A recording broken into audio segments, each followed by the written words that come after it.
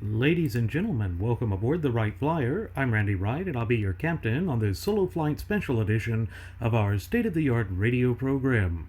Folks, this will be the final boarding call, so if you please, claim your seats, fasten your seat belts, kick back, relax, and enjoy the show while I go ahead and delve into the pre-flight checklist, as there really is a lot of news and information to get to before I may fully indulge you with your in-flight entertainment. It's interesting to note how the political landscape has changed in this once thriving and flourishing representative republic and vibrant community of popular sovereigns of ours. There was a time in America where we valued ideals. In fact, our entire nation is founded upon a core set of ideals. I'm sure some of you hear this and maybe roll your eyes thinking, oh boy, here we go again, another lecture on how America ain't what she used to be. While this is true, that's not what today's solo flight special is about. In fact, it's delving a bit deeper into why we are the way we are today, and to come up with those practicable and real-world solutions that will help us overcome the great plethora of problems, hurdles, obstacles, and adversities that face, plague, and ail us right now. And so, rather, I'm focusing on the way that we approach the system of polity in the current state of affairs. It's not so much about America having lost some connection with an ideal past, as much as it is the American people have been conditioned to think a certain way, to react to certain things in a prescribed fashion. All one has to do in order to see that I'm right in this regard is to look at some of the slop that passes for information-packed media. For the younger generation, it's the comedic-based faux news programs. Think of the Daily Show that used to be dominated by Jon Stewart, but is not anymore. Or think of how Stephen Colbert had come up with his program that followed. And for the older generations, we see that it's the unintentionally comedic Alex Jones and his InfoWars and Prison Planet stuff and the other various news sources and outlets that are out there. But with respect to Alex Jones, I mean, just look at the names of those programs. Who in their right mind would consider that an informative source? Well, when we remember that President-elect Donald Trump made an appearance on Jones's radio show, it does lead this once fringe outlet a modicum of credibility that it otherwise didn't have. That's not to say that this is a good development, but it does speak to a greater trend that is developing within society as a whole. We've essentially begun to think of information and entertainment as commingled. It's becoming increasingly difficult to differentiate the two.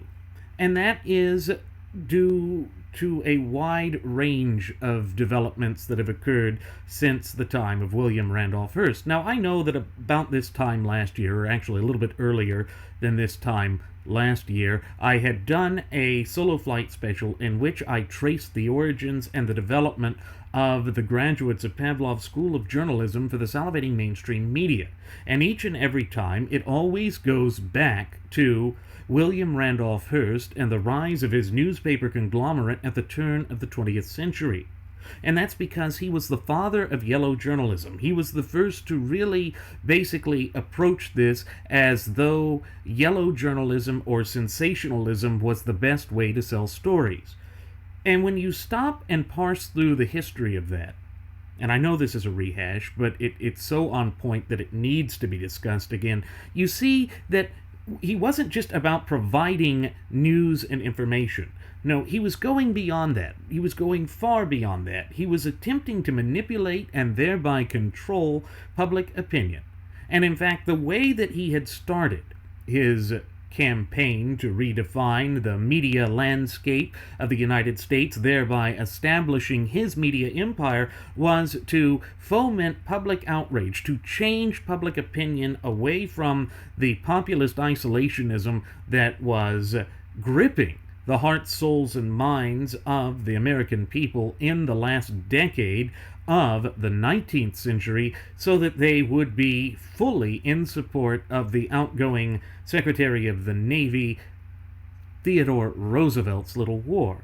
Now, what's so interesting about that is you had the separation, at least partially, of the populist movement that was basically the remnants of your know-nothing parties that had dominated the American political landscape of the early to mid-19th century, to then the development of the progressive movement. They separated progressivism from populism, even though the two are interrelated, and that would be a greater development when they would merge again under the tutelage of Woodrow Wilson before America's entry into the First World War.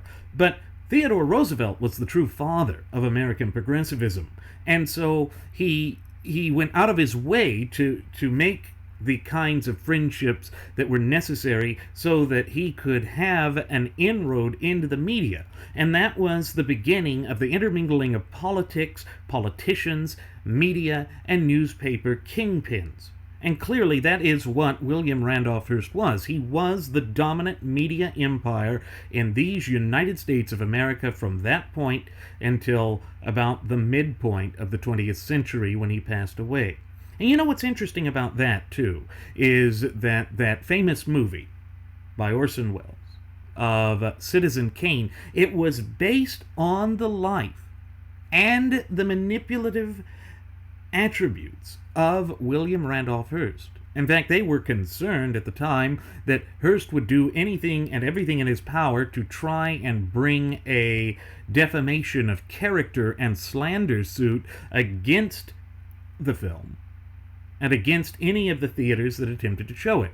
And so we see that even that far back in our history, we had the push by certain elements that were public figures to try and silence people. It's the same strain that we see with respect to Donald J. Trump when he said that he wanted to open up the libel laws. He wanted to be able to control in complete fashion his image and the way that media conveys him. Of course, the reason that we don't allow that to come to fruition, and the reason that we have the public figure exception, is that the press is supposed to be the watchdog for the American people. It is supposed to protect us from the charlatanism that can be unleashed by an unfettered, out-of-control, and rogue and tyrannical government or government officer or agent. And of course, that is one of the concerns that we here at Radio Aviation Excellence, the Wright Flyer, have with regards to Donald Trump.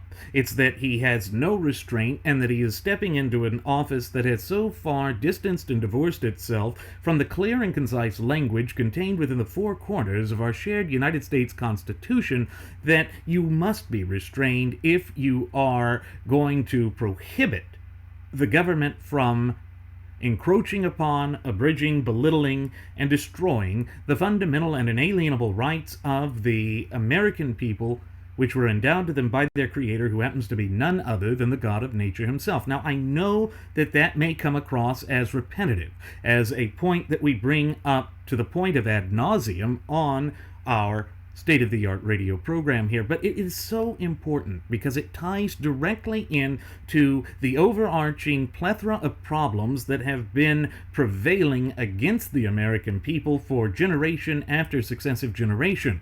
And you have to be able to discuss it and to tie it in with other attributes and aspects of the things that are occurring not only within the system of polity, but just in American popular culture and in American society in general. And when we distance ourselves from that, and when we inhibit ourselves from being able to look at the totality of the circumstances, it plays to our great detriment each and every time. And therefore, It's why we also look at the way that the current media is acting now, and it's why I entitled today's Solo Flight special about the dangers of truncated news. Because if you stop and think about it, if you look at the way that information and the media disseminates this information, you see that it's truncated in fashion. You see that in many instances it is lacking in substance, and that is done intentionally. But there's historical reasons for that I'm going to delve into in further detail as we get a little bit further along in the show. But we discussed Alex Jones there, and we discussed how now all of a sudden we see these sorts of things that at one time would have been considered the fringe, complete outliers, all of a sudden becoming basically just promoted up, becoming part of the mainstream. When Donald Trump appeared on InfoWars, or whatever the hell Alex Jones likes to call his radio show, he was giving him or lending him credibility. But what Trump was trying to do was to reach out to some of the more hardline elements that were all about these conspiracy theories that have become kind of a central hallmark of the Trump train. And that was something that we saw come to the surface time and time again all throughout the primary process as well as the presidential election cycle in general. So in other words, we think of information and entertainment as commingled, as I mentioned.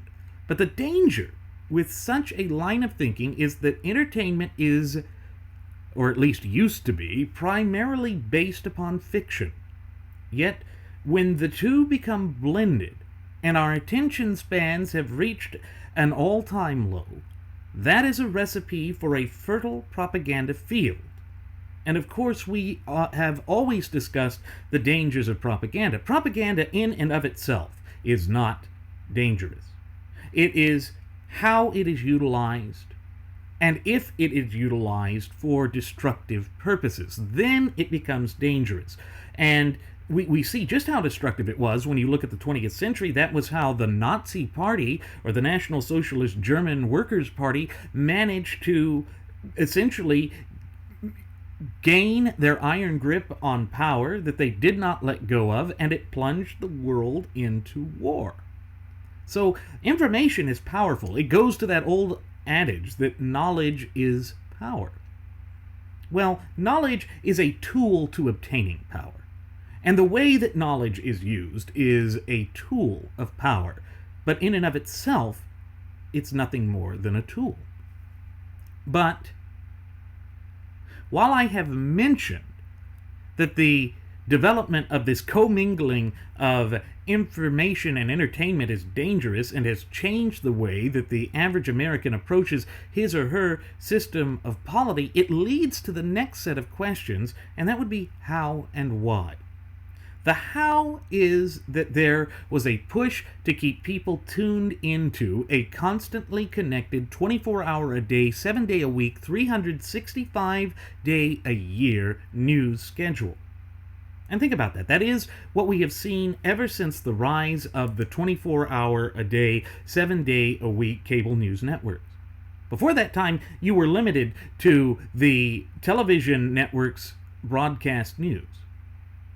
And typically speaking, in the earliest days of that, it was for a half hour.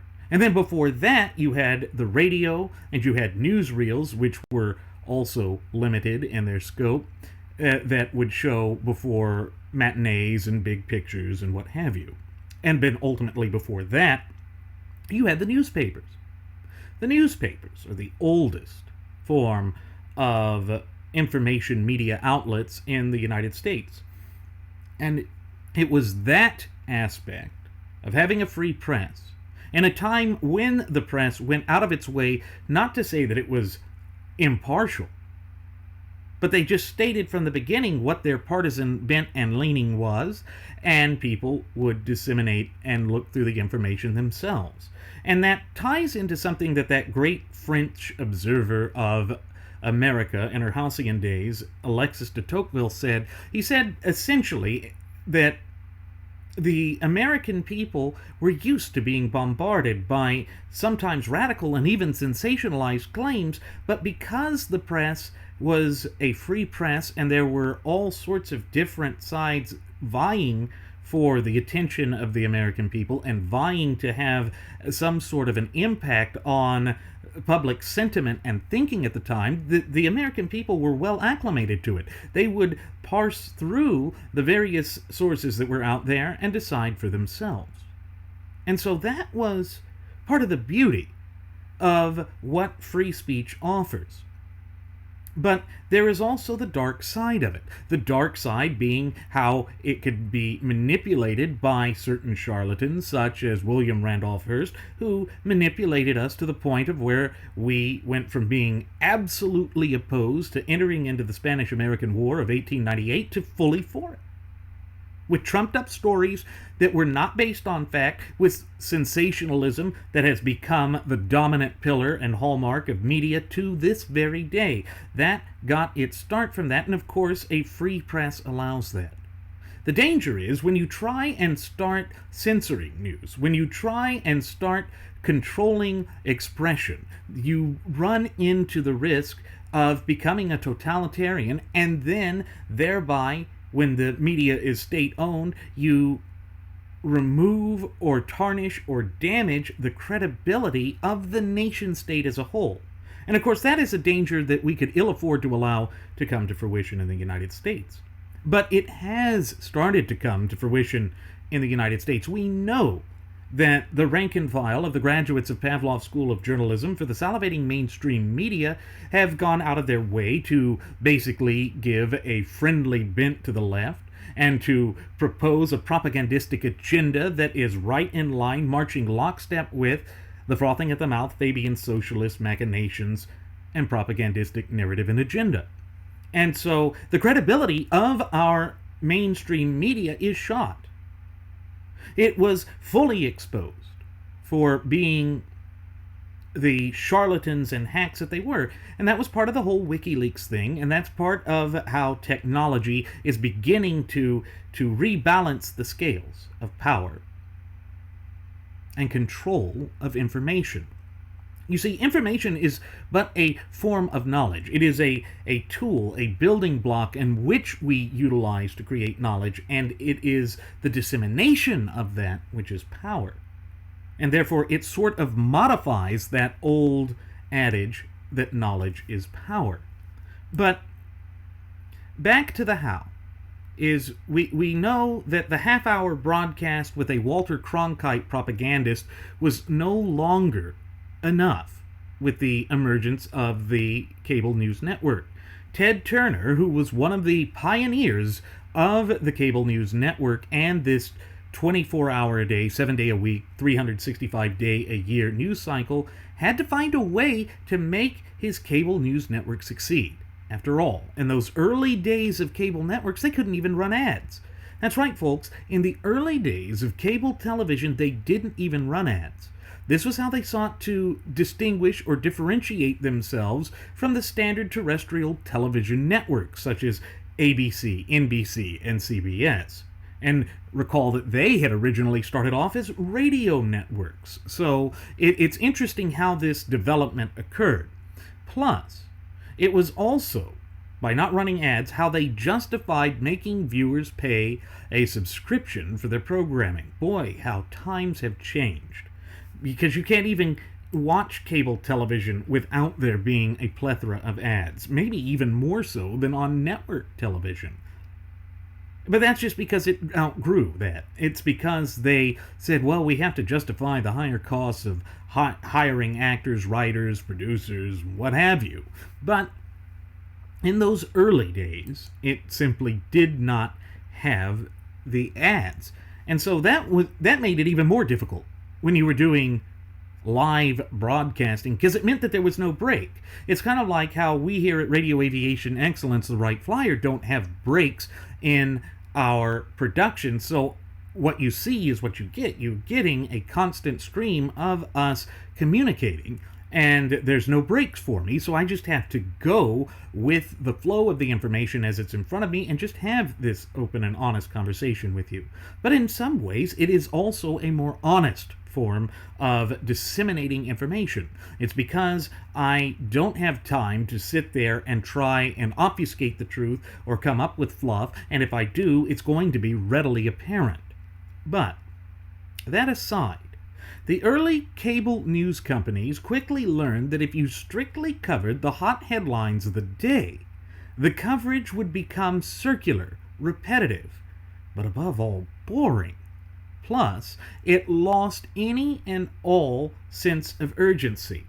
Now, remember that one of the things that Kat Sunstein said, being the frothing at the mouth Fabian socialist leftist that he was, and is that you should never, ever, ever allow a crisis to go to waste. You always want everything to be at a fever pitch. When you have people just wrapped up and ramped up to this raw state of emotional hysteria, you can easily manipulate them and force them to buy into something that they otherwise wouldn't have.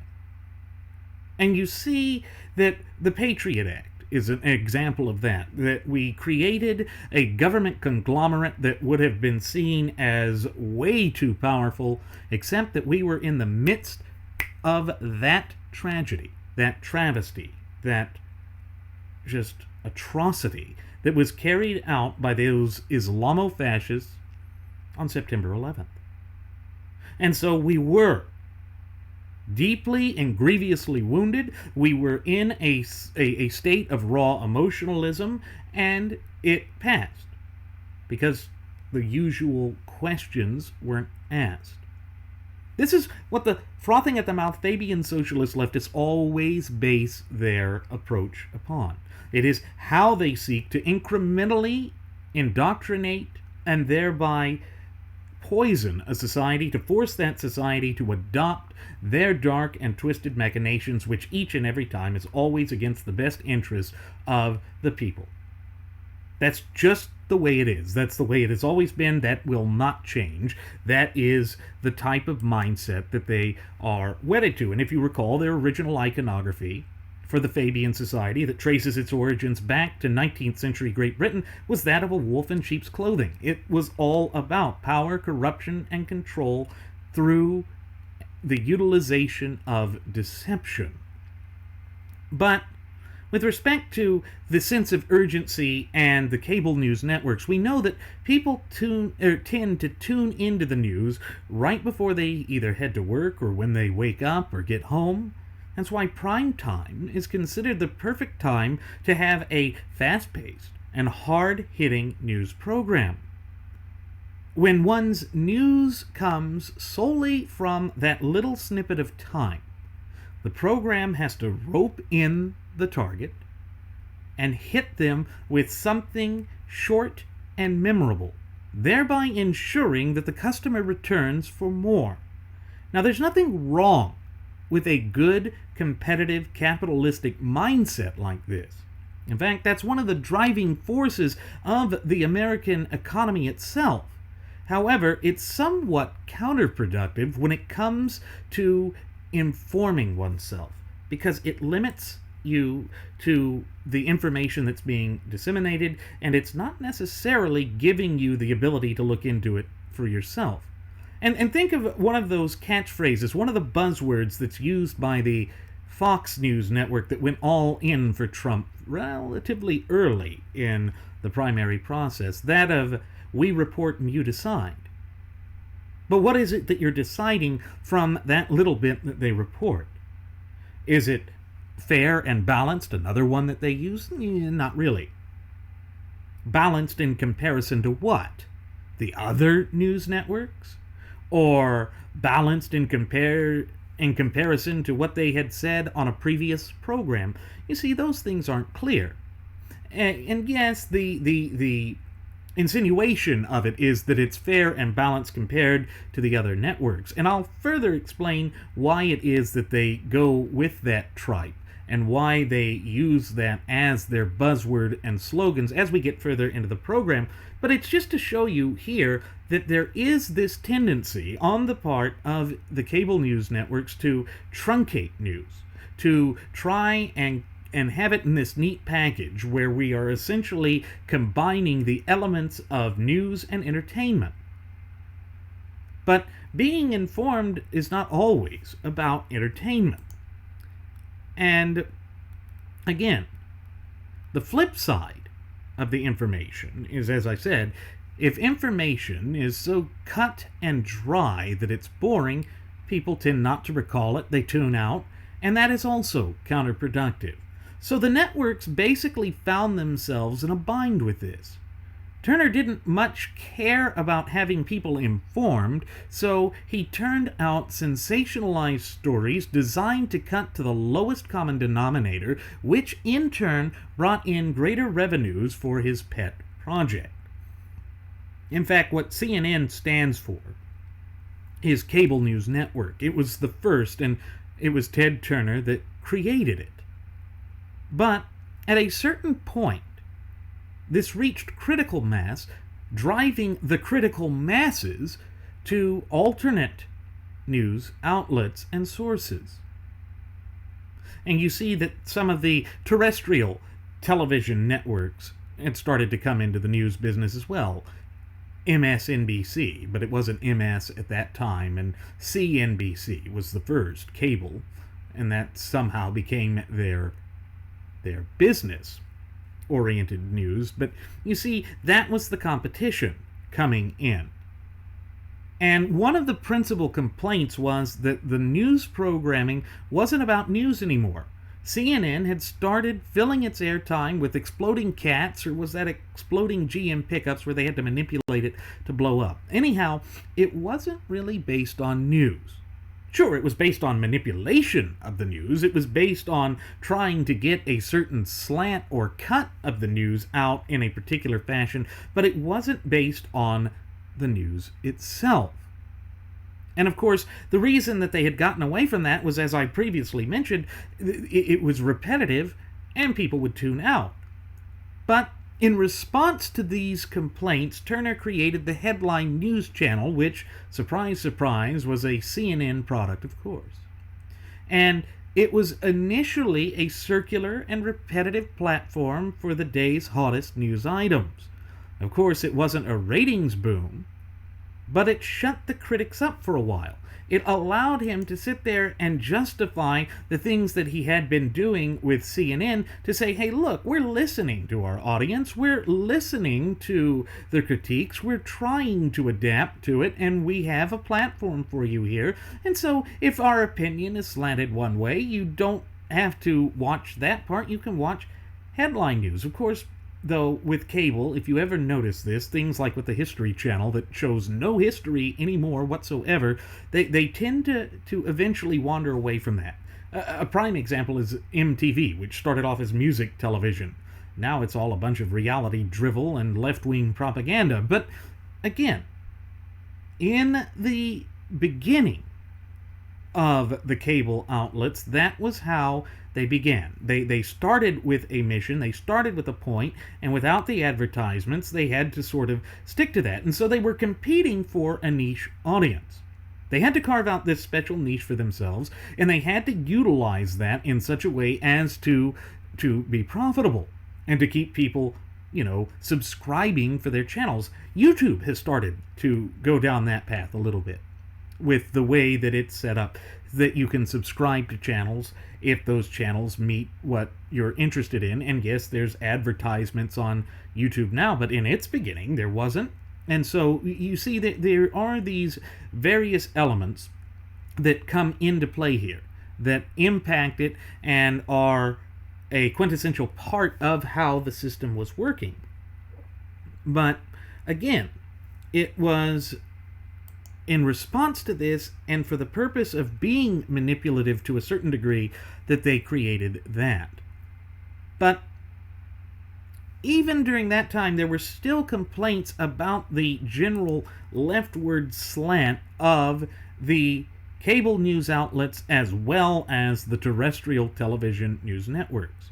And so conservatives were sitting there saying basically they were lacking a voice. They had no voice in the mainstream media. That's a quintessential complaint that we still hear with respect to the media. We still hear that the media doesn't give them a fair shake. And where you really see it is with the presidential debates, where you have leftist-leaning news commentators controlling it. But that's not always the case either. They're trying to appear partial, or impartial rather, with respect to that, but they are partial. They always have been, going back to the time of William Randolph Hearst. And so to expect that to change, not without some significant push or impetus from the people, which is of course why the internet is such an amazing thing, why venues and avenues and approaches such as what we have here at Radio Aviation Excellence, the Wright Flyer, are revolutionizing the way that information is consumed and disseminated. And so it all plays into that critical attribute. But with respect to the conservatives feeling as though they had no voice, we see that then in 1995, Fox News was developed. Fox News was looking to capture a more niche market than CNN and the other cable networks were attempting to do.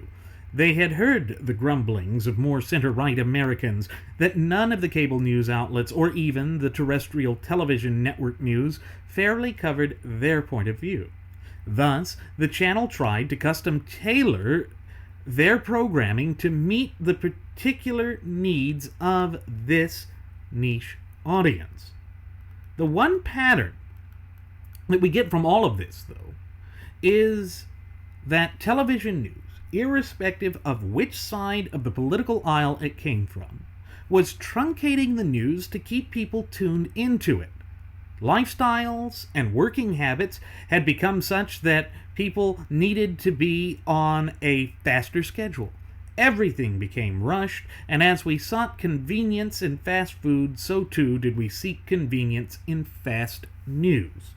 And that's literally kind of how modern news is today. When you flip on the television and there's news there, or even if you look at certain newspapers, and I'm going to get into this in further detail a little bit as well, you see that it's just truncated, blaring to catch your attention just for a short minute.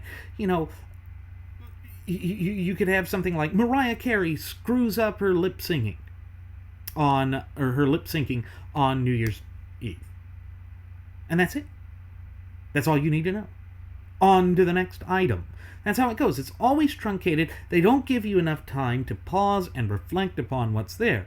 Whereas if you go back to the way that news was disseminated and information was disseminated at the time of our founding fathers, they would have long, drawn out, and informative conversations with respect to it. They would sit there and debate the issues in it. There was this discourse, this exchange of ideas in the free marketplace of ideas that has somewhat vanished, particularly when you have control of the media by the various boogeymen that are out there, such as George Soros. Now, Soros should not be able to exert or wield the influence that he does over the news, but, you know, that's part of a free market. That's part of the dangers that we understood in having a free press. And when you really have that kind of a situation, the free market factors will find a way to fill a need.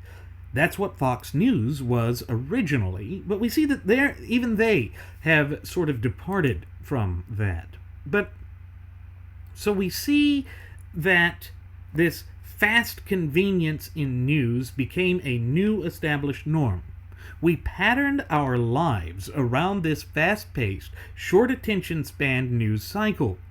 Children observed their parents go through this routine and were gradually normalized to it themselves. All of it helped usher in an era where we no longer thoughtfully read the news in a well-researched article, albeit biased in nature usually, but instead we just wanted to catch a headline and move on. And you see, that's the way things are. It's been that way since the rise of these cable news networks. Of course, the print media didn't want to be completely outdone and left out in the cold here, So they needed to find a response to the short, catchy, rapid-fire news cycle offered by the 24/7 cable news venues. No longer could they be the first to break the important game-changing stories. The cable guys would break it live as it happened. So the print guys had to think big. Well, the papers decided to follow the same truncated style of the cable news media.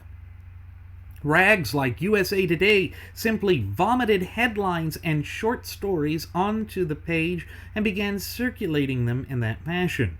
People would grab these in their hotel rooms. Have you ever noticed that? They're always there with USA Today or the Wall Street Journal or both at your hotels, and they would also be at their work, or they could pick them up on the way to work as they indulged themselves with fast food. Once again, this rapid fire, fast-paced society, short attention span that we have now.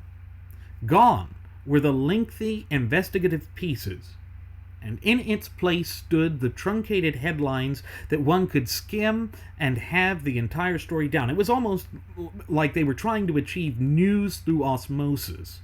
That's literally how it comes across to me. And that's literally how the system seems to be moving now. And that also seems to be the current trajectory of how the news is going to be, even more so with the internet. Because the internet has made it to where the news cycle can be instantaneous. And that we can get it right as it happens. I mean, that was part of the whole reason for the development of Twitter. And when you have these built-in cameras with your cell phones, your laptops, your tablets, you name it, there's cameras everywhere. If anything happens that is newsworthy, it is going to be pushed to the forefront very rapidly, very early on, in real time. So that completely revolutionized it. That has completely changed the landscape of it. But it's still truncated. It's still spur of the moment, and therefore what you see is there's a lot of idle speculation that occurs in the news media sources and outlets that didn't occur before the rise of radio and television news networks. With the newsreel, they had to be planned beforehand. You had to have the cameraman there when it was happening, and then it had to be edited after. With newspapers, you had to have the chance to write the story, and then it had to be released when the paper was released. Well, with the internet, the papers can now basically hit the news just as fast, if not faster, than the cable news guys. And so it has, once again, sort of leveled the playing field. But it also means that people can access their newspapers without having to pay for it.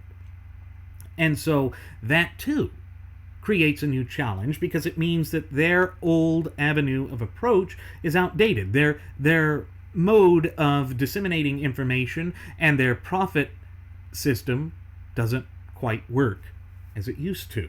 And so that's seen the collapse of many newspapers, and it's seen sort of the slow, prolonged death rolls of subscription-based paper medium. But we know that other papers would start to print the short and sensational stories on the headlining page, while burying the important news on page 7. That has been something that we've seen come to fruition over and over again. That's where they do their corrections. They make sure that they're not there to be seen, so that people will just continue to vegetate to the sort of truncated, short, attention-grabbing headlines. Thus, Americans became even more accustomed to the fast but non-substantive news cycle in both print and TV. Of course, radio had to follow suit too. Or did it? Radio was already considered to be a dying medium. In fact, one of the new wave pop songs of the 80s even touted that video killed the radio star. Many of the top brass at the media conglomerates of the age concluded that radio would probably be dead before the close of the decade. Yet, it was near the close of that decade that a new form of radio show would emerge. Rush Limbaugh had discovered that a lengthy program in which commentary and analysis was added to the truncated news would allow people to have a better picture of what was going on in the world around them. He also realized that this allowed an opportunity to correct the usual slant and bias that had dominated the national media since the days of William Randolph Hearst. Well, now all of a sudden, a radio program began to bring in ratings, in an era when radio was being touted as nothing short of dead. And so, again, that was a revolutionary approach. It was utilizing the media in a way that had been previously unimagined. But it should have been imagined. Radio, in its heyday, was just as powerful a platform as television. And when you consider that Americans commute more so than any other people on the face of the planet with radios in their car, that meant that there was an audience for them. And it was an avenue through which advertisers could receive their litany of revenues as well. Now, radio is starting to be challenged again. You've got the emergence of satellite radio that seems to mirror the emergence of cable and satellite television networks. You have the emergence of things like iHeartRadio apps that you can have on your phones or your MP3 type players, even though those are being phased out, your media players that you can hook up in your car or sync with your car's speakers. And so there's a new challenge to traditional terrestrial radio, but again, it was being touted as being dead back in the 80s, 30 years ago.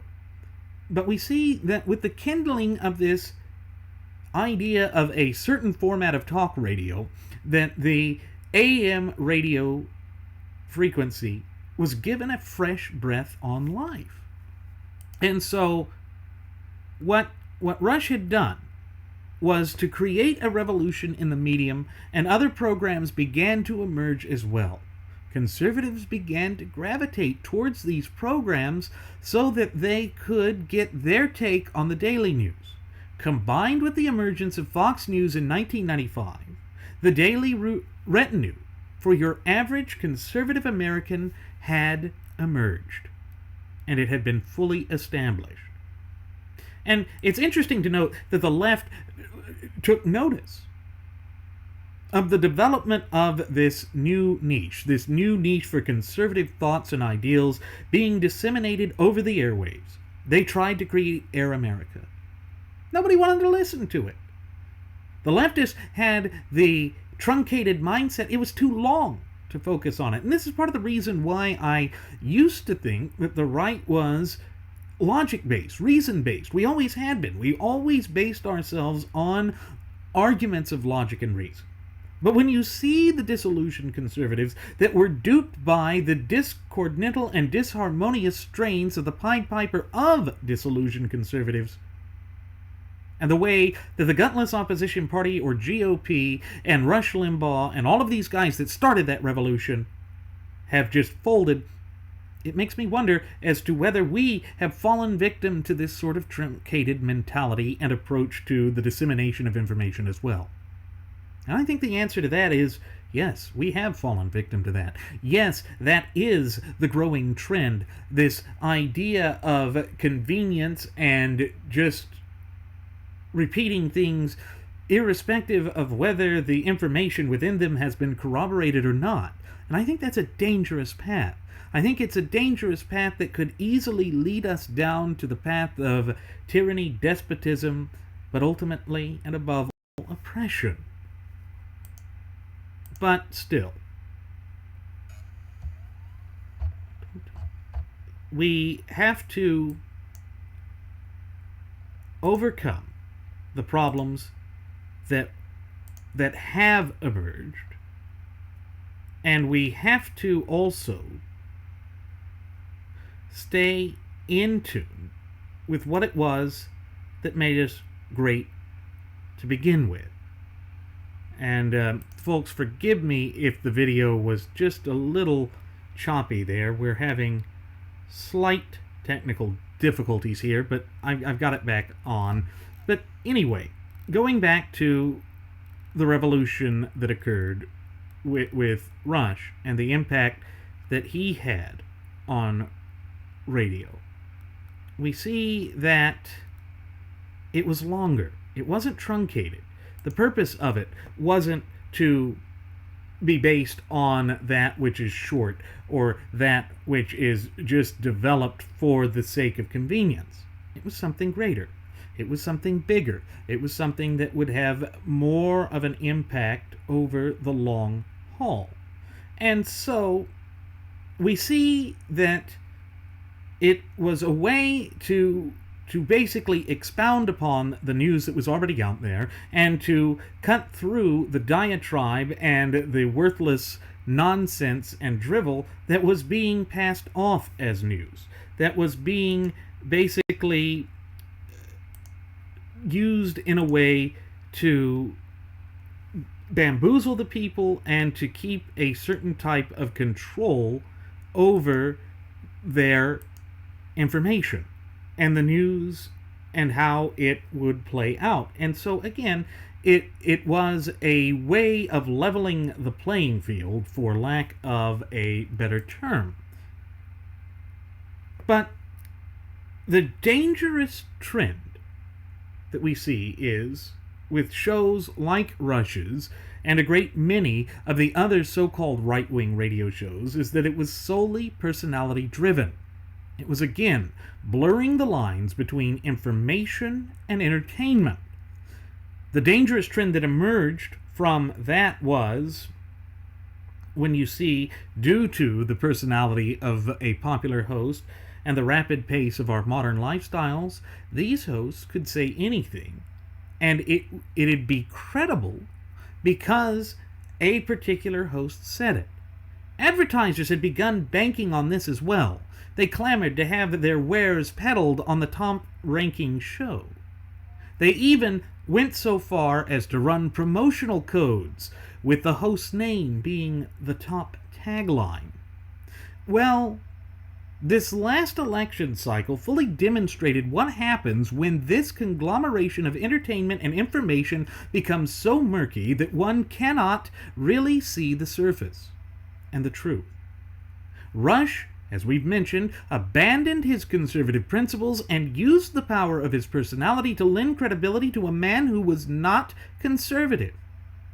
He being Rush, stopped being critical and giving in-depth analysis of the candidate's position, replacing it with a right-slanted, truncated, headlines-based format. And so it became repetitive, it became ugly, it became something that just did not appeal to a lot of his audience, but at the same time, it's being professed that he has gained an even larger audience share and that his contract with Cumulus Media has been expanded for even greater amounts of money. So, is it about movement? Or is it about profit for the sake of profit alone? Well, I think the answer to this rather rhetorical question should be both open and obvious. We saw what he did. We saw what he pushed for. We saw how none of this really connected in any meaningful way, shape, or form with the ideals that he had been pontificating since the establishment of his radio program in the late 1980s. So we are approaching the 30-year mark, and we see that he now has fully gone down the pattern and path of abandoning the platform that caused him to basically have this avenue in which he could disseminate information in the form that he did. And again, it's not necessarily developing in a way that I would say is in the best interest of the true ultimate wielders of popular sovereignty in this once thriving and flourishing representative republic of ours, we the people. In a sense, also, the last vestiges of analysis were replaced with the pom-pom waving histrionics that came to dominate the graduates of Pavlov's School of Journalism for the salivating mainstream media in the decades prior.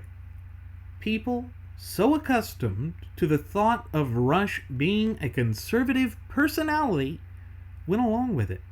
Now, don't get me wrong. Many in his audience were fuming. They were mad. We even covered that here. But by and large, Rush saw this as a way to increase the listening bodies and thus rake in more money. Look, I don't have a problem with Rush being able to make more money. I've never had a problem with people being able to reach their full earnings potential. That said, I do have a problem with hypocrisy and selling out of one's values.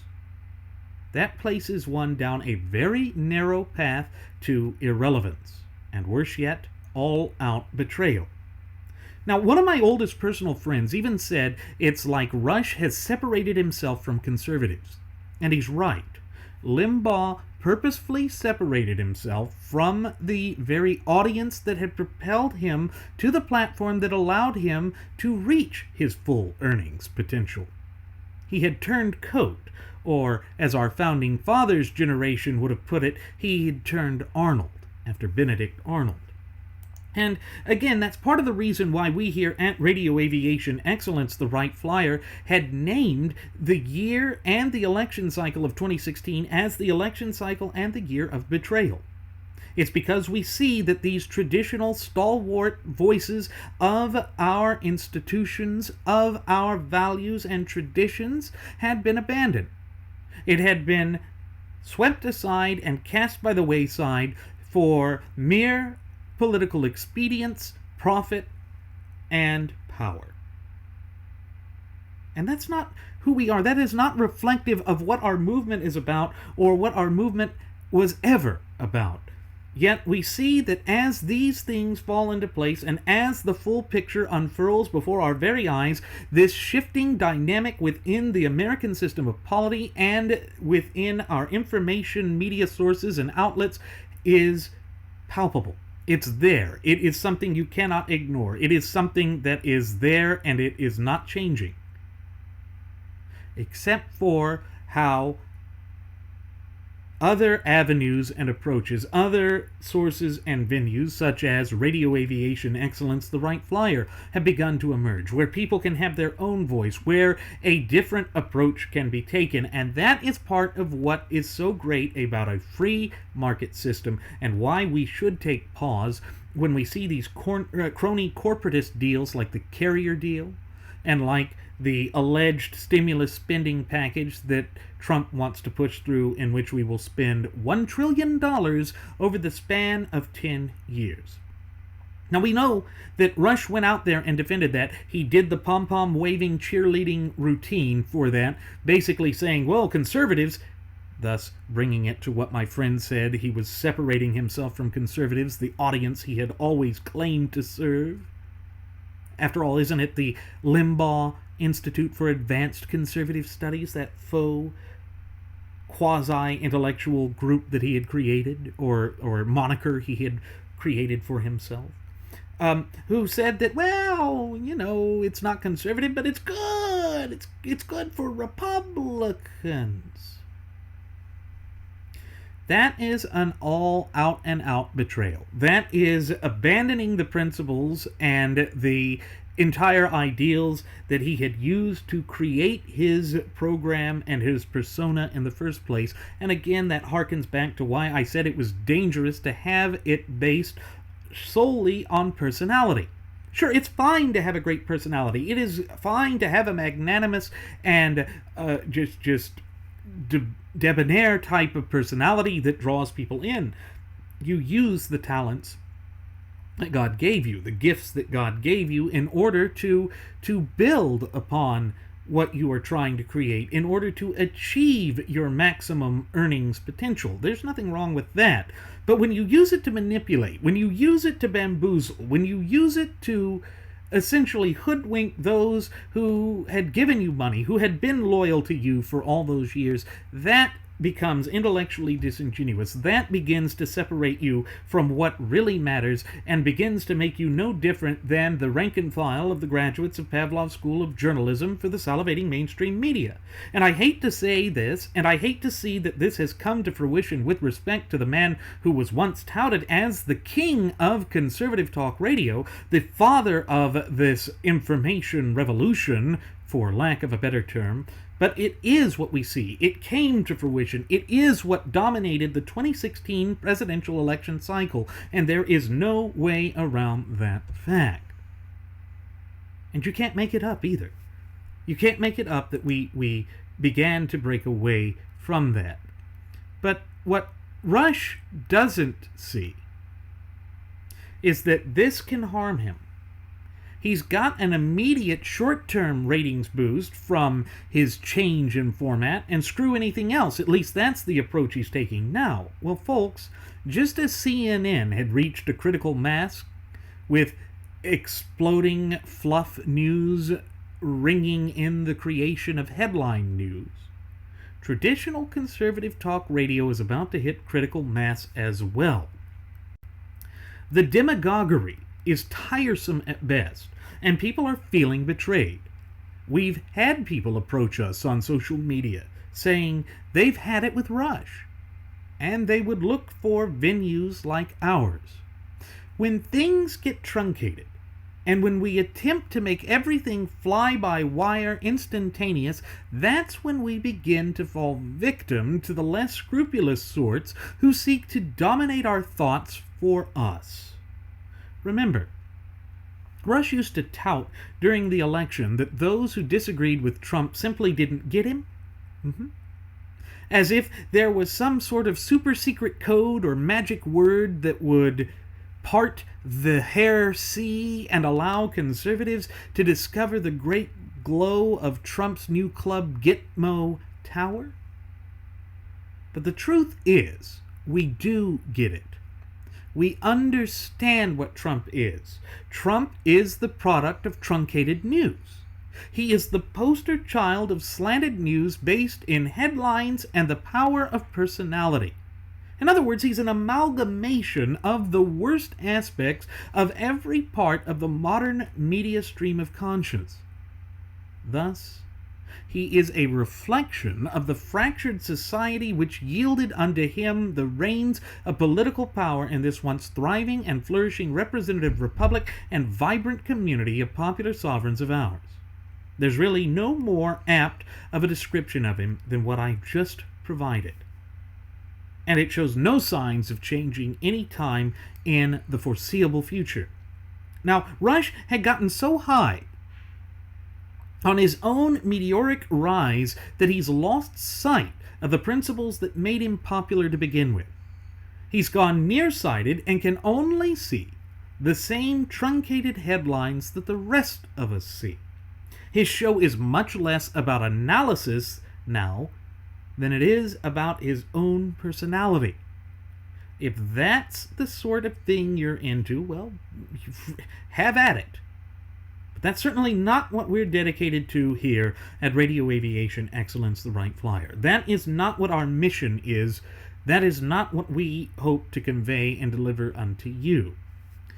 But to my mind, this demonstrates even further why a new type of political show is necessary. A show in which we invite the audience to look into the news themselves, but above all, to root or anchor the news upon something. In America, we've always had something magnificent to anchor our perspectives in. This thing has been with us since the inception of our country some 235 plus years ago. I, of course, am speaking of our shared United States Constitution. Rush and the others don't spend that much time talking about it. Glenn Beck does, but not to the same degree and in the same manner in which we do here at Radio Aviation Excellence, the Wright Flyer. And of course, that's fine. You know, it's all well and good. No one wants everything to be the same. That would become insufferably boring. But the Constitution is something that will not mislead us. And to ensure that we don't get misled in relation to the Constitution, it requires that we foster a fluent and working knowledge and understanding with regard to the Constitution, as well as our fundamental and inalienable God-given rights. And as my first officer, Jeremy Grapenton, has reiterated so often on previous episodes, without our rights we are left with nothing. And therefore we cannot just allow ourselves to become complacent with this. We cannot allow ourselves merely to ignore the fact that the Constitution is a quintessential part of us and, pursuant to Article 6, Clause 2, actually composes or constitutes the supreme law of the land. And it really is something that we have to be proactive about. So how does all of this tie into modern politics, focusing on a politician or a political party rather than a philosophy, history, or even reason? Well, because the news cycle has become slavishly devoted to the short. It means that there's no time to parse past the individual and focus on the beliefs held by that particular individual. Then, when the media is merely about propaganda and agenda peddling, there's a lack of desire to delve more deeply into the political philosophy and policy approach of various candidates. The reason for that is twofold. First is that they don't want to damage their own candidate or ideology, and secondly, they don't want to give any favorable glare to their opponents. Now, where Trump did play the media like a fiddle was using this hubris against them. He used their dislike of him and their attempt to brand and stereotype all conservatives with his negative characteristics to clinch not only the nomination of the gutless opposition party or GOP, but also the White House. The media unwittingly turned what was supposed to be negative attention to destroy him into a positive spin. Under most normal circumstances, their tactic here would have worked. Trump would have fizzled and we would have moved on. But, just as I mentioned earlier, with CNN having reached a critical mass and people started turning away from it, the same happened with the graduates of Pavlov's School of Journalism for the salivating mainstream media in 2016. People were sick and tired of the media lying to them. And let's face it, folks, the media has a well-established track record of going out and doing nothing short of abject lies, bald-faced lies to the people. They think that they know better than we do. They think that they are on a higher intellectual footing than we are, and therefore they think that it's hunky-dory to engage in this type of chicanery. But the American people are far smarter than the media gives them credit for, and that is what is working to the media's detriment. Basically, trust and media credibility was and is at an all-time low. And the media deserves the Basket of Deplorables award. Their own arrogance and hubris led them to fall for the same truncated headlines that they've been using for decades to dupe the people. When they emerged from it and the dust began to settle, having failed to gain the result they'd so actively pushed for, something had to be wrong. Something was awry, but they still couldn't bear to blame themselves. Surely, they had done everything right in their mind. Yet, nothing could be further from the truth. The people turned to Trump because, like the media, he gave truncated responses. He didn't need to be bothered with pesky facts in response to filler questions such as how. No, it was MAGA, or Make America Great Again. And that's all there was to it, and that's quite literally all there was to it, I might add. So the media was completely oblivious to the fact that Trump was a monster of their own creation. They thought it had something to do with some magical resurgence of neo-Nazi idealism or what have you. Hell, even the alt-right has convinced themselves that this is what's happening. But that's not the phenomenon at all. The phenomenon unfurling before us as I sit here speaking into this microphone, conveying this message to you, is the result of growing accustomed to short attention spans and empty slogans, chunks, and sound bites. That's what the media cycle is, and it warped society in a particular fashion. All that we see happening around us within American polity is but a reflection of this overarching shift that has occurred within society itself. The media may want to blame the specter of the KKK for this, or safe spaces for this, or to find the sinister figure of Jim Crow lurking in every crevice and shadow, but the truth is, they are the deceitful masterminds behind Trump, and they don't want to admit it. They just don't. Yet, they're not the only masterminds behind Trump. The détente wing of the gutless opposition party are the other masterminds. They have proceeded in a way through numerous election cycles of ignoring the voices of their base. They have come forth and made bold assurances that they'll repeal Obamacare, or the Affordable Care Act, as it is officially known. Then, when it comes time for the rubber to meet the road, they drop the ball and scream that it's partisan politics that prevented them from acting.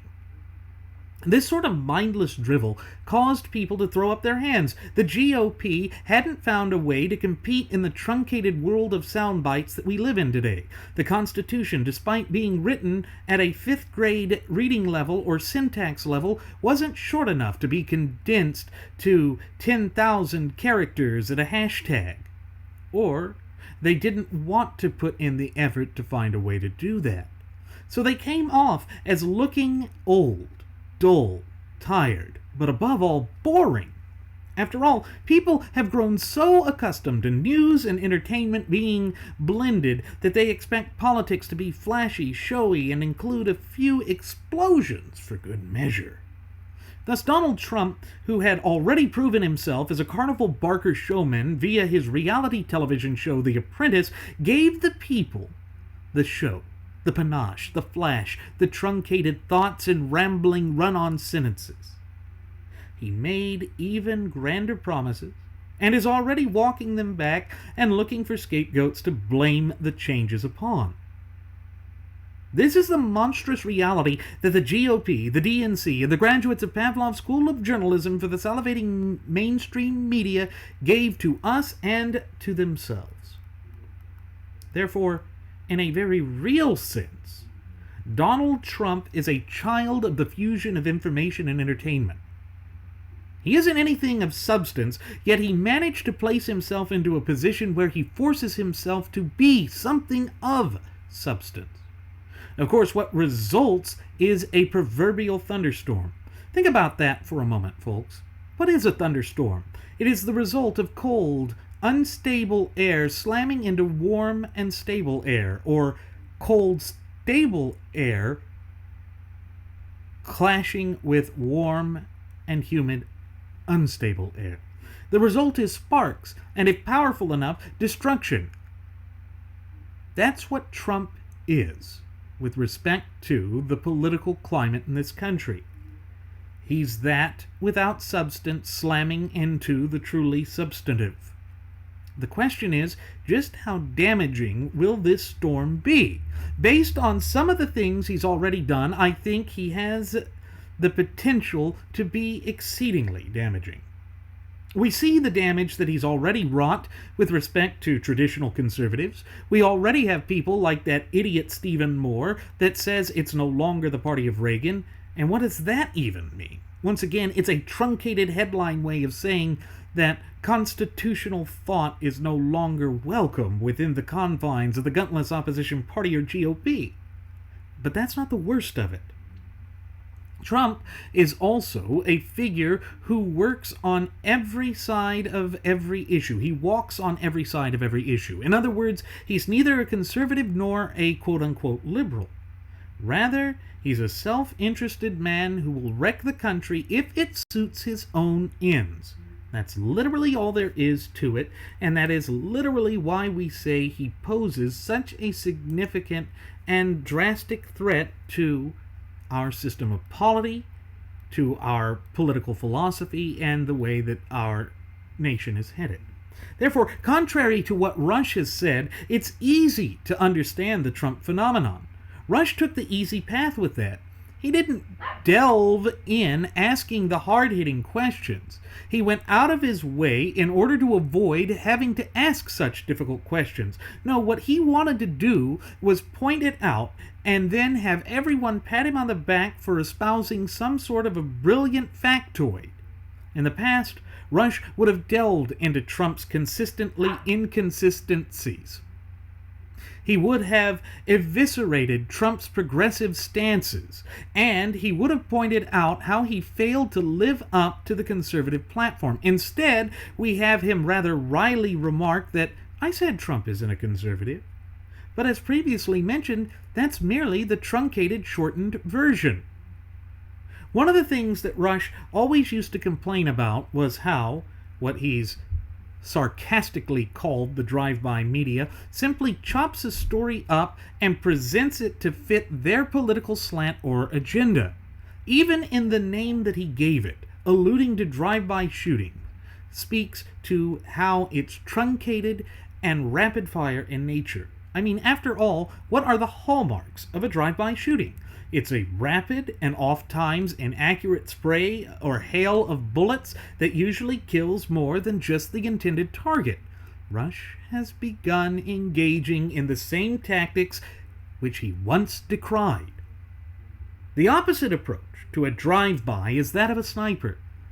The mantra of our military snipers is one shot, one kill. They meticulously plan the shot, and they won't even send the shot unless they are absolutely certain of hitting the target. That's the sort of information that the American people once yearned for. That's the sort of approach that Rush once claimed to adhere to. And if that had been the approach Rush had used throughout the primary process and the electoral process in general, Trump would not have received nearly the sort of credibility that he managed to garner. Those are just the facts, folks. Trump is a result of the truncated line of thought that has replaced sound logic and reason within our culture and society. If Rush had been true to the way that he used to analyze things, he would have gone a step further than merely pointing out that Trump's not a conservative. He would have explained how Trump managed to assume the mantle of being a conservative. No one really speaks about the precise moment in time when Trump allegedly became a conservative. That's because people are so wrapped up in the rapid-fire sort of soundbite media that dominates the modern political landscape. This is one of the areas where Trump has proven to be a master as well. He's essentially overwhelmed this sort of truncated, rapid, and shallow reporting. By hitting the Twitter sphere and going on tirades, he suffocates every other piece of news out there. As a result, his true nature remains cloaked in shadow and intrigue. Think about it. Back in 1999, Trump had said he was pro-choice in every sense of the word. He said that the government should fully pay for health care. He assumed all these positions that are in line with the frothing at the mouth Fabian socialist leftists. But somehow he became a paragon of conservative value and virtue. But the Trumpidians don't care about this inconsistency. They were too busy yucking it up with the sort of rapid-fire snippets that had bogged down the graduates of Pavlov's School of Journalism for the salivating mainstream media. They considered it too far in the past to worry about. In that respect, when it came to the election itself, they weren't far wrong. But the deeper question is whether this is a reflection of how we are going to be as a nation and people in the future. My hope is that it is not. My fear is that it is. I fear that this is becoming a new norm because of the way the left has managed to force us into merely attempting to survive. Zygmunt Dobbs warned us in the 1950s and 60s that the left would use draconian and overzealous regulations to prohibit us from placing our attention on the current events that affect us. They would obfuscate the truth and attempt to lull the people into a false sense of security. By creating distraction after distraction, they create too many fires for the people to deal with. Trump is a prime example of this approach to politics. That's why he rambles in his sentences. It's a tactic, in a sense, to ensure that no one fully understands exactly what it is he's saying. I suppose you could say that he uses this as a shield of sorts. Each time that he steps in front of the cameras or pulls out his smartphone to engage in a tirade, people become desensitized to his inane rambling. The shock factor of what it is that he's proposing fades away. On top of this, he makes figures up off the top of his head because, again, he fully realizes that his soundbite nature won't remain in the memory of the people. Why? Because he's gone out of his way to overwhelm the media, thereby shrouding his true thoughts and intentions. So when Rush attempts to say that those of us who oppose Trump simply didn't get him, that's Rush's attempt to justify his shilling. He failed to research the real reason behind many of the Never Trump movement adherents.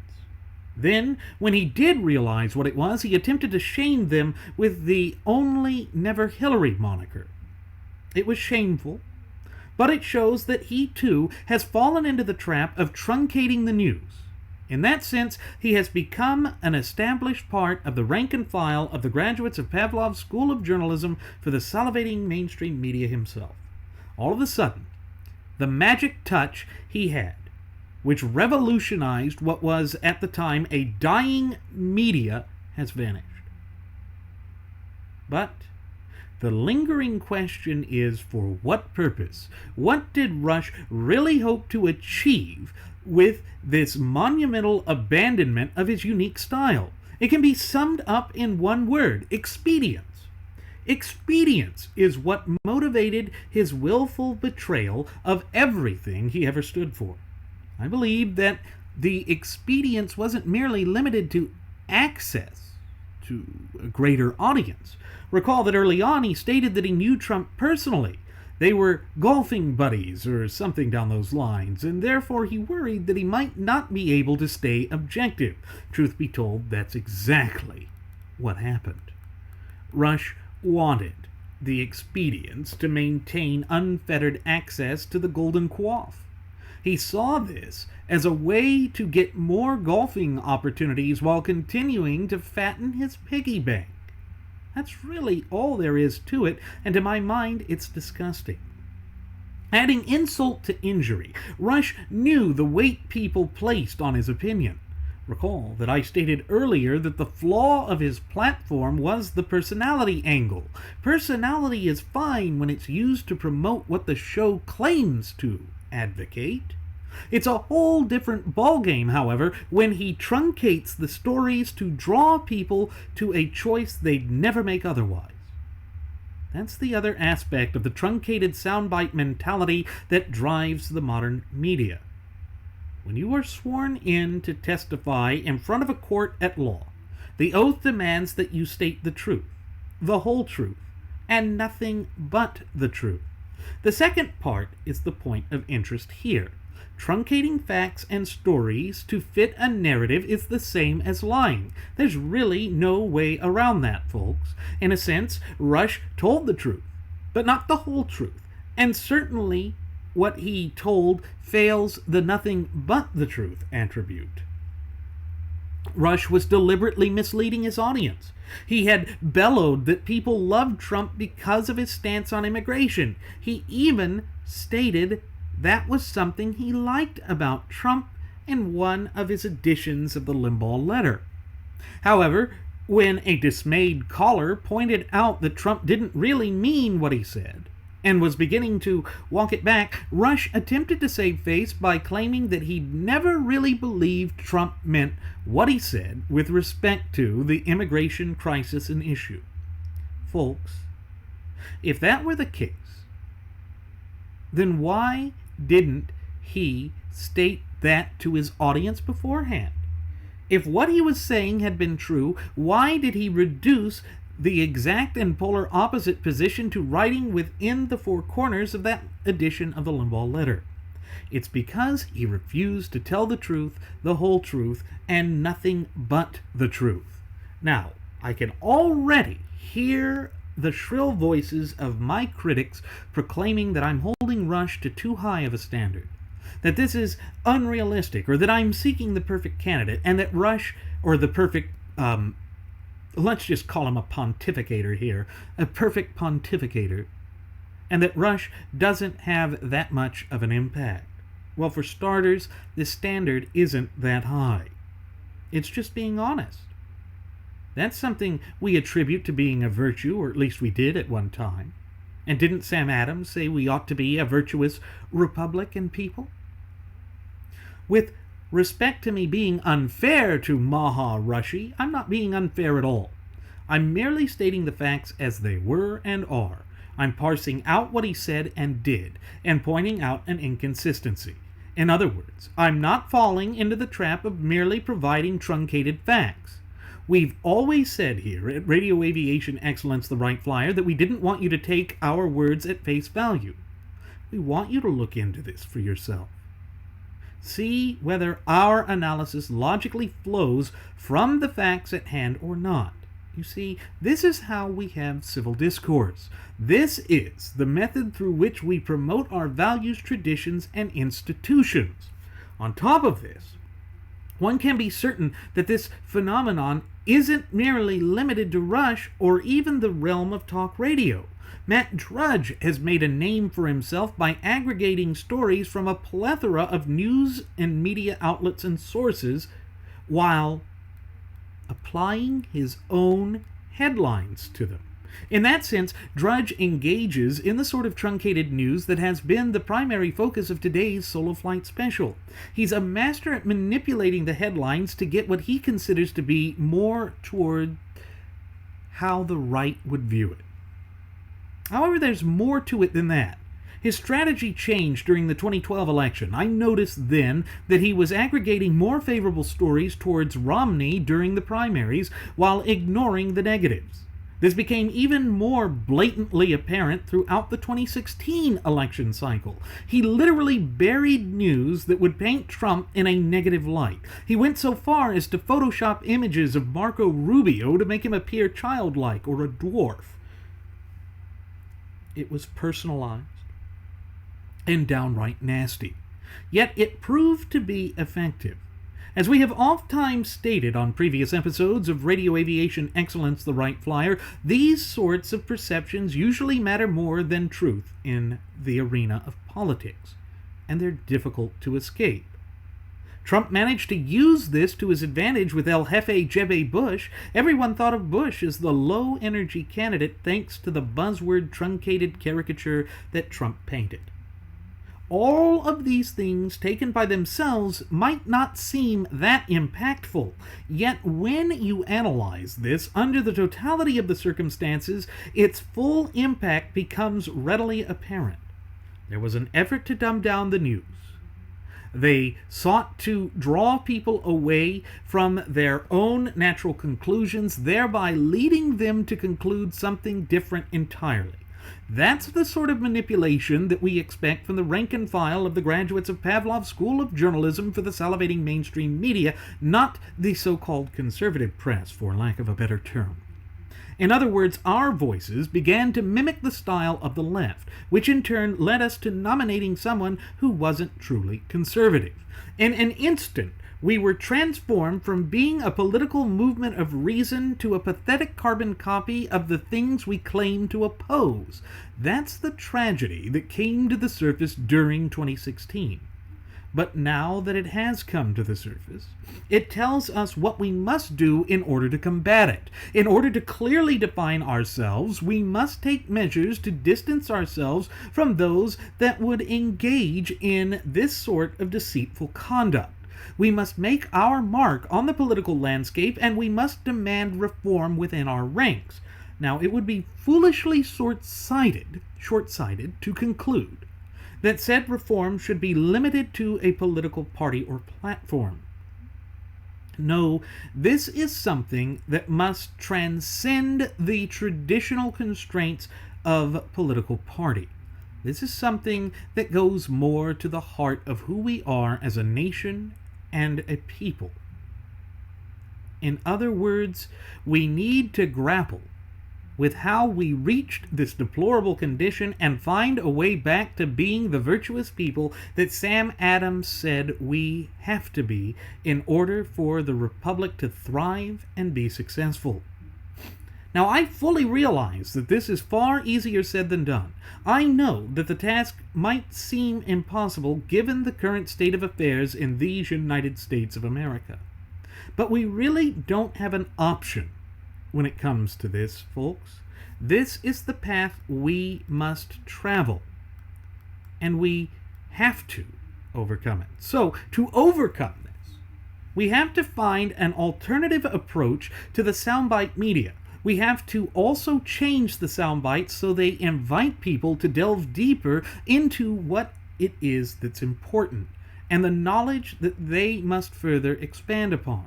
We here at Radio Aviation Excellence, the Wright Flyer, have done exactly this. You've heard us mention some of our hashtag-type phrases on previous episodes. Hashtags like 6'2" or fight. What does that mean? Well, it means that we either get back to the supreme law of the land as is stated as such in Article 6, Clause 2 of the Constitution, the Supremacy Clause, or we keep fighting for our rights, and we always keep fighting for our rights. In other words, in a short, condensed phrase, we implore people to explore the Constitution and to demand that government get back to strictly adhering to it. That should be the approach that Drudge and others of his ilk take. Yet they have wholeheartedly refused to do so. Another example of how we are revolutionizing this approach is the mention of the two fundamental pillars that form the backdrop of our national heritage, character, spirit, but above all, identity. You see, self-accountability and self-responsibility working in tandem to give us self-determination fully sums up the foundational spirit that has driven this republic since its inception some 235 years ago. It's something that motivates us and must continue to motivate us if we are to restore America to prosperity. That's the thing. We must also get past the buzzwords that are used to elicit certain emotions. Make America great again is one such buzz phrase. Our initial reaction to it is a mixture of anger and excitement. It contends that we're no longer a great nation and people, while at the same time it carries the conceited and concealed promise that the one touting the phrase is going to restore greatness. That's a dangerous approach, because once again, it is truncating the truth. It is not exposing all of the facts to give the people the working knowledge and understanding that's necessary to fully inform the decisions that they make at the ballot box. There's really no way around this, folks. There's no way to sugarcoat or candycoat that. It is the danger that we are facing with the current state of affairs that afflicts our system of polity. Truncated news also forces us to focus on the negative. We've all heard that bad news is what sells papers. That's been the approach by the graduates of Pavlov's School of Journalism for the salivating mainstream media since the time of William Randolph Hearst at the turn of the 20th century. He was a master manipulator when it came to public opinion. When he drafted stories and headlines, its focus was not on conveying the truth, but eliciting a certain emotional response from the true ultimate wielders of popular sovereignty. In so doing, he was able to dominate the media and create a vast empire unto himself. That's what Matt Drudge and Rush Limbaugh are doing, but to a much smaller degree. Either way, we see that the same sort of manipulation that corrupted the mainstream press has started to infiltrate the conservative media as well. The way that we can reproach this disgusting turn of events is to utilize the technology that's available, providing ourselves with our own voice. Unlike in the past, it's not as easy to silence our voices. The internet provides us with a fantastic avenue in which we can grant ourselves a voice. In so doing, we can free ourselves from the chains and shackles of this limited news media. We can state what we observe for ourselves, and therefore we can ensure that we aren't duped by the spin doctors who hope to manipulate us. In that sense, even though the internet can have a detrimental impact as seen in Trump's reckless tweets, it can also be the avenue through which we hold those who proclaim to be the representative voices for the right accountable for their words, deeds, and actions. That is an amazing thing. And it's very similar to what souls like Thomas Paine did during the War for American Independence all those years ago. You see, we can tap into that spirit, and it will help us in the long run. While the lessons we learned in 2016 are painful, and yes, folks, they were painful lessons, we can utilize them to the benefit of the nation as a whole. That's the other attribute we have to get back to. All of the media today is so hyper-focused on notions of identity politics or seeking strains of separation. When Glenn Beck stated that he regrets that he was a voice of division, it was this that he made reference to. It's that the talk radio format and medium have developed into a form of backslapping for conservatives, intellectual laziness. It wasn't about addressing the nation as a whole. When we focus only on talking to those who are like-minded, it limits our effectiveness and our ability to replenish our ranks as time goes on. The up-and-coming generation is one that doesn't identify via the traditional political names and approaches.